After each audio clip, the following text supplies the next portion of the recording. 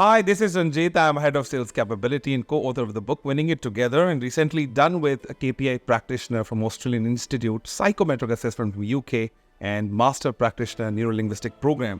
और आपको पता है कि द रंजीत कुमार शो में हम इस तरह के गेस्ट को इनवाइट करते हैं जिन्होंने सबसे पहले अपने हाथ से काम किया होता है, वो एक्सपीरियंस करते हैं, प्रैक्टिस करते हैं और हमेशा बात करते हैं एग्जीक्यूशन की। वो सिर्फ बुकिश बातें नहीं करते, बुकिश बातें बहुत इंपॉर्टेंट होती हैं और वो बुक की बातों, आर्टिकल्स जो भी पढ़ते हैं उनको मटेरियलाइज करते हैं अपनी ऑर्गेनाइजेशन के अंदर।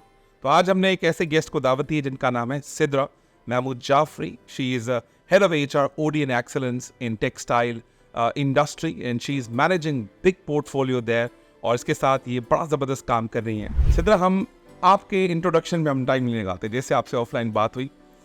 मैं ये जानना चाहता हूँ कि आप किस लेवल पे काम कर रही हैं अपने इदारे के अंदर और किस तरह के काम को सरंजाम दे रही हैं